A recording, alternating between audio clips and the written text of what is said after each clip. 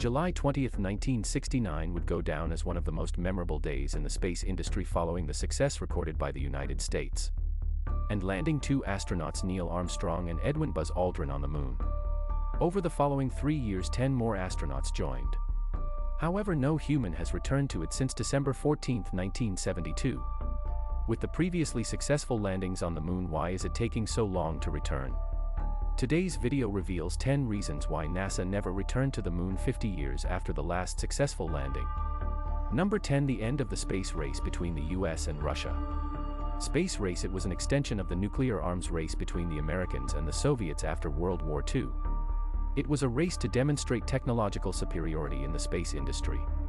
This arms race culminated in the development of rockets as a show of might. The Soviet Union launched Sputnik 1 in October 1957 and put Yuri Gagarin into space in 1961. This technology worried US officials, who wanted to win bigger by developing faster, higher rockets or landing on the moon in 1962. President JFK appealed to Congress to land Americans on the moon at a time when the US lagged behind the Soviet Union in space development. NASA assembled the necessary resources by 1966. To many, the space race ended because the Americans beat the Soviet Union to the moon, making it appear there was no longer a competition worth fighting. First mission launched in July 1969, 5 more landed by 1972. This is one of, if not NASA's, greatest technological achievements. Feats during this mission, astronauts conducted experiments that yielded new scientific insights into the space industry.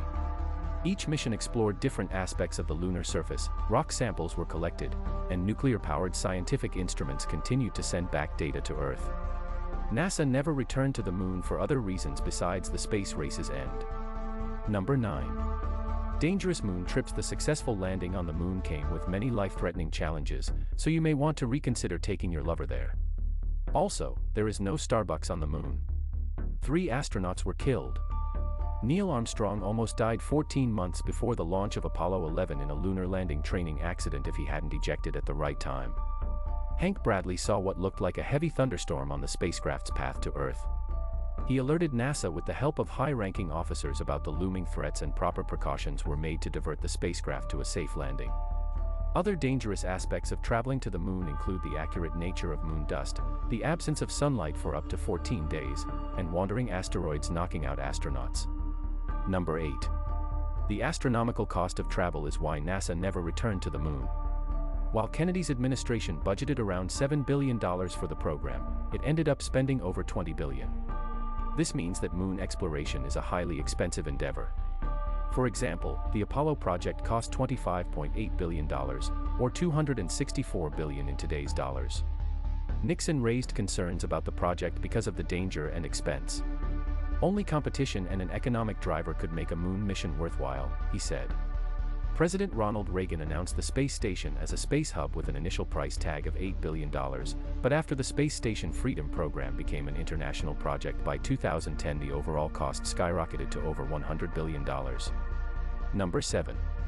Priorities change constantly.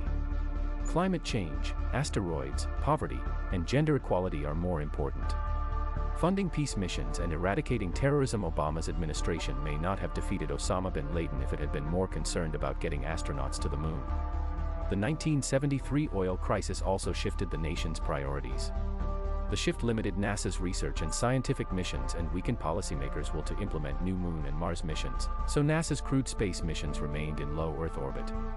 Following this development, NASA's budgetary allocation continued to dwindle, first below 1% and then to 0.4% by 2005. It became nearly impossible to undertake any further crewed mission to the moon, and a 2005 report by NASA revealed it would cost about $104 billion. Returning to the moon will cost $133 billion by 2022. US authorities are busy with more pressing moon matters. Number 6. Lack of public interest. A 2018 Pew survey found that most Americans prefer climate-related research to spending on missions to the moon or Mars. 72% of respondents did prefer that the US maintain its world leader position in space exploration, but just 13% thought that sending astronauts to the moon should be a top priority. More kids dream of becoming YouTube stars than astronauts, research shows. This decrease in astro enthusiasts has made government and policymakers less interested in returning to the moon. Number 5. Government and policy changes cause it. A democratic society requires constant change in government, and each government has its own aspirations and beliefs. Each administration focuses on shorter-term projects, neglecting the space program.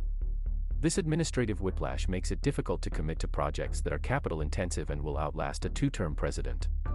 One such program is the return to the moon. A new administration takes over, and the proposed flight is cancelled. However, the current President of the United States, Joe Biden, seems to be following his predecessor's line as he has maintained Trump's Artemis priority for NASA. Earlier this year, he requested $7.5 billion for the Artemis program, an increase from $6.8 billion. He also refused to tamper with the Space Force. Number 4. Why did NASA refuse to return to the moon? Is it facing certain scientific or technological impediments?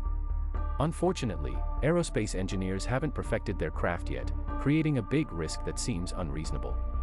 The SLS, for example, continues to experience glitches that hinder its launch. In a test conducted in April 2022, the agency discovered a faulty valve and a hydrogen leak. NASA Inspector General Paul Martin criticized Boeing for poor planning and execution. The last time NASA tested a new moon rocket was in November 1967. Apollo 4 Saturn V's first flight was the result of 7 years of development by tens of thousands of government, industry, and university workers. It took a few years for the Space Launch System to reach the launch pad. Number 3. Reason: the belief that the moon is a death trap. The first is the eons of meteorite impact in lunar space. Moon dust, also known as regolith, is electrostatically charged due to its interaction with the solar wind. This lunar dust affected Apollo missions, so astronauts couldn't stay in space longer. This challenge must be resolved to spend longer durations and build permanent habitats. Similarly, the lunar space is exposed to a boiling hellscape for 14 days at a time because it has no protective atmosphere. The next 14 days the moon becomes totally dark, making the moon's surface a cold place to tackle. NASA is developing a fission power system to supply astronauts with electricity. It has also designed spacesuits and rovers that are sun and dust resistant or support lunar space missions for longer. However, it is not yet clear whether the equipment is ready to launch. If lunar space is so dangerous for humans, why not send robots there? There is a theory that some astronauts return to Earth with alien specimens now kept in top-secret labs, but if there are aliens out there, we are not the only civilized beings in the universe. We don't want to mess with those guys, do we? Number 2. This theory believes there are not enough reasons to return to the moon. The project benefits are based on theoretical beliefs, and the government is reluctant to invest taxpayer money on such a project.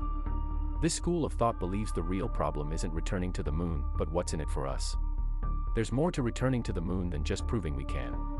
Some astro researchers believe the moon is a good place to learn about the solar system's evolution because it has no atmosphere or flowing water, so evidence of its origin is preserved. If space exploration puts people's lives at risk, landing on the moon may be NASA's best bet, but is the risk worth it? And finally, the number 1. Some people believe Apollo 11's successful trips to and from the moon were a sham despite all the evidence to the contrary. Bill Kaysing was at the forefront of this theory. In 1976, Kaysing published a pamphlet titled "We Never Went to the Moon." He argues that the US does not have the technical capabilities to make a successful trip to the moon and back. His opinions were so convincing because he argued from an insider's perspective. He helped contribute to the U.S. space program and designed the Saturn V rocket engines. This school of thought believes that since we can't create a spaceship competent enough to make the travels, we couldn't have traveled or planned to travel again to the moon. So the question now is, what will it take for NASA to fulfill the wish of landing a new crew of astronauts on the moon? Also, now that we've seen China build a robust space programmer, will this bold step by China stir up the competitive spirit in NASA to stage a more groundbreaking return to the moon? Thanks for watching. Please like and subscribe. Let us know why you think we haven't returned to the moon in the comments below. See you next time on